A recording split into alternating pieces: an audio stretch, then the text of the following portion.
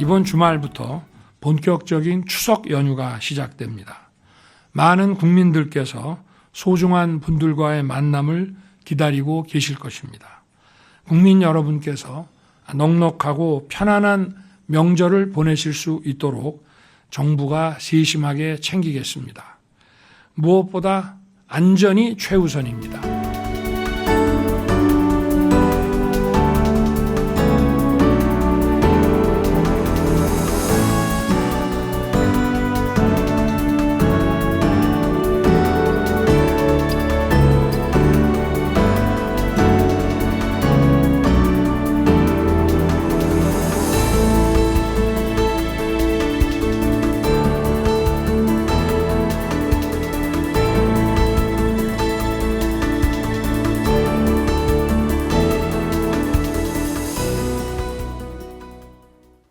네, 지금부터는 안전하고 편리하게 고향 가는 길에 대한 정보 여러분께 소개해드리고요.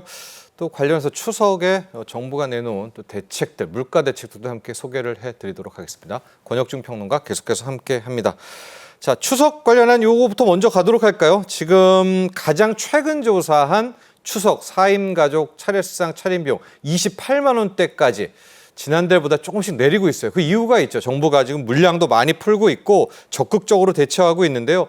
추석 차례상 물가 관리 이 부분도 먼저 짚고 우리가 교통대책 가보죠. 네, 그렇습니다. 이게 물가관리협회라고 있는데요. 이쪽에서 이제 조사가 된 부분입니다. 근데 이게 일주 전보다 이젠 추석 차례상 4인 기족입니다. 이걸 좀 내렸습니다. 그런 네. 이유가 아까 앵커님이 잘 말씀하셨는데 정부가 이제 쿠폰 많이 이제 발행을 했고요. 비축 물량도 많이 풀었습니다.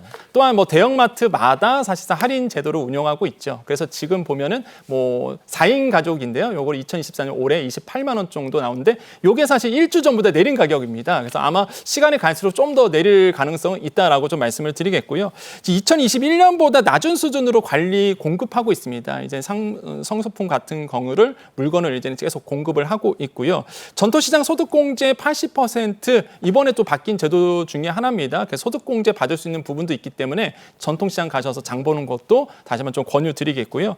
그다음에 뭐 소상공인 중심으로 해서 44조 명절 자금 풀었거든요. 그래서 많은 분들이 이제 은행이라든지 아니면은 뭐 대리대출 통해서 사실상 자금을 만나볼 수 있게 되고 또한 공항 주차장이라든지 공영 주차장 무료로 풀고 있습니다. 저도 지금 여의도에서 왔는데 여의도 거기에 있는 공영 주차장 무료라고 이렇게 써붙여 있더라고요. 그래서 지금 공영 주차장도 무료로 활용할 수 있는 부분 굉장히 저는 환영한다라고 말씀드리겠고 환영하고 있군요. 예, 너무 환영하더라고요. 네. 그다음에 이제는 체감 물가 사실상 본다 그러면 물론 소폭 하락했다 그러지만 체감 물가는 약간 아쉽지만은 그대로인 부분은 있습니다. 그래서 이런 부분에 대해서는 아마 계속적으로 물량이 공급이 되면서 내려갈 것으로 보고 있고요. 네. 그래서 이제 차성원 부총리는 이제는 물가 잡기에 총력을 기울이겠다 말한 상태입니다. 교통대책 해야 될 것 같아요. 네.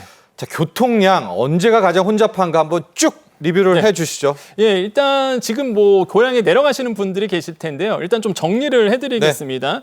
연휴 초반 13일과 14일 귀성길 같은 경우가 다른 명절에서 좀 혼잡도가 이제 적을 것으로 보고 있습니다. 뭐 볼까요? 서울에서 부산 내려가는 거 13일 1시죠. 그래서 13일 1시경에 한 6시간 40분 정도 이제 걸릴 것으로 보고 있고요. 광주 내려가는 거 13일 14시 기준으로 본다 그러면 5시간 안팎 소요가 될 것으로 보고 있습니다. 가장 혼잡한 건 추석 당일입니다. 17일 날 지금 통계를 보면은 예상하는 걸 보면은 가장 혼잡할 것으로 보고 있기 때문에 아마 그 시간은 좀 피해서 움직이시는 것이 굉장히 중요하겠다는 말씀을 드리겠고요. 또한 18일 낮에도 귀경길 같은 경우도 교통 정체가 좀 극심할 것으로 보고 있거든요. 그래서 지금 말씀드린 이러한 시간대는 피해서 움직이는 것 좀 말씀을 드리겠습니다. 네, 도로 쪽 잘 확인을 하시고요. 특히 도로는 최근에 이제 다 교통 앱들이 다 있지 않습니까? 그래서 요리조리 다들 가시는 것 같은데.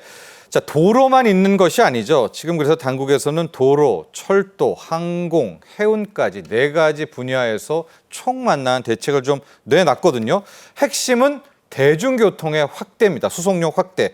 이 내용도 한번 보도록 할게요. 네. 우리 철도도 있고 많지 않습니까? 네, 그렇습니다. 뭐 보면은 이제 추석 연휴 기간 동안 철도라든지 아니면 고속도로 부분에 대해서 해운도 있죠, 배 타고. 네, 그렇죠. 해운도 있고요. 그래서 이런 부분에 대해서 이제 얘기를 하고 있고 특히 고속도로 같은 경우에도 이제 눈에 띕니다. 고속도로 당연히 이제는 통행료가 지금 무료로 돼 있기 때문에 고속도로 이용하시는 거 원활하게 이용할 수 있을 거라고 지금 보고 있고요. 또 한 가지 보면은요, 뭐 혼잡도가 요번에 나옵니다. 요번에 전 눈에 띄는 게 게 휴게소 가시면 아마 보이실 겁니다. 지금 이 휴게소 근방에 어느 부분에 지금 혼잡도가 있는지 각 휴게소마다 이게 모바일 어플로도 확인할 수 있거든요. 그래서 내가 그 길을 또 피해갈 수도 있고 들릴 수도 있고 이런 서비스도 이번에 같이 또 제공을 하다 보니까 네. 이런 것도 이제 가장 눈에 띈다라고 말씀을 드리겠고요.